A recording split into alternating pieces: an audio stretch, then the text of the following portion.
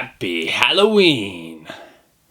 Welcome to the Blue Dragon Guild, a channel all about Dungeons and Dragons. I'm Baron, and today we are talking about a wonderful monster that is great in any campaign, but especially Halloween-themed campaigns.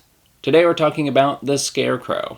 Scarecrows are constructs animated by the bound souls of evil beings. Their evil presence transcends death, allowing them to inspire fear in those they gaze upon. Although scarecrows are created from bound souls, they do not retain any of their memories from their previous life. Although in some instances, some of those really strong personalities can shine through. So that could be a fun little thing that your party could encounter, be it they killed some bad guy pretty early on. Little did they know, his soul was bound by some other being, and now he's in Scarecrow form coming after him.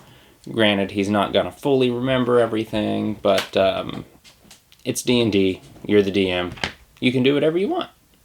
When they are bound to serve their creator. If their creator dies, they'll either continue on doing whatever task they were set upon, they'll either seek revenge, or they'll just destroy themselves. So let's take a quick look at the stat block.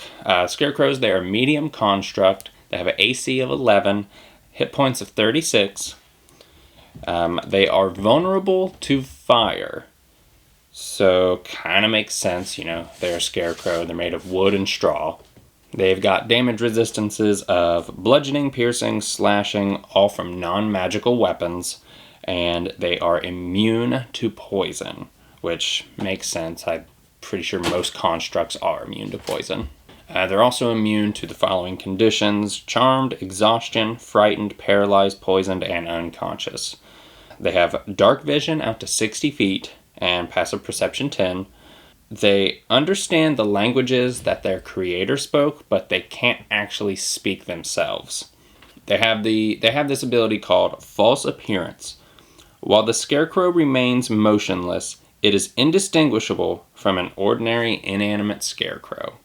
So right there I'm thinking parties, coming up on a creepy old abandoned farm, scarecrows littered through the field, and they just walk past one and all of a sudden it comes to life.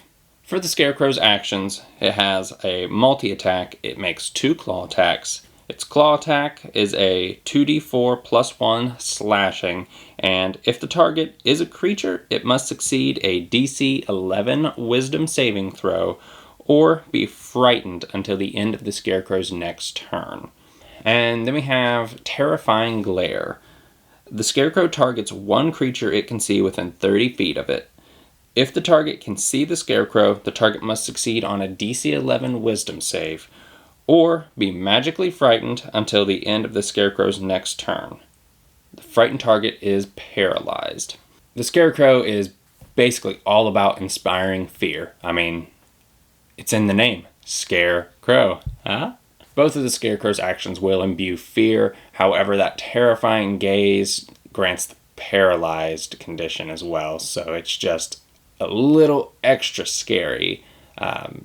Because you can't run away, you can't do anything. The Scarecrow is a challenge rating 1 monster, so think fairly low level when you're throwing these in there, although you can beef this thing up and make it a little higher CR for those higher level parties. If you want to learn how to make some monsters, you can check the video down in the description. So when it comes to where to put the Scarecrow in your D&D game, I really think hags are a good fit. Hags are all about fear, inspiring fear. Oftentimes, especially with the night hags, they have a soul bag, so all of the lore there kind of goes hand in hand with the bound soul and all that. Both the Scarecrow and the hag, they just have a creepy vibe going on. Another fun encounter that I thought up was kind of a race against time encounter. The book doesn't really elaborate on how a soul is bound, how the Scarecrow is exactly made, so taking a little bit of liberty here. The race against time can be the party has come across this evil wizard. He's in the middle of creating a scarecrow. The party could be racing to stop the wizard from completing the ritual, binding the soul to the Scarecrow. You could throw several different minions in there. Obviously, Scarecrows will be a big part of it. You could even make the Scarecrow that he's trying to create be your souped up Scarecrow if you decide to make one. And who's saying that even if you stop the wizard, it stops the ritual? Maybe you guys slaying the wizard is the final step, and that was his plan all along, and now he's immortalized in a Scarecrow. But little did he know, his memories aren't there, so now he's just wandering around. However you decide to use the Scarecrow in your game, they are definitely a very fun monster to throw at your party. If you've ever used any Scarecrows before, let us know about it down in the comments below.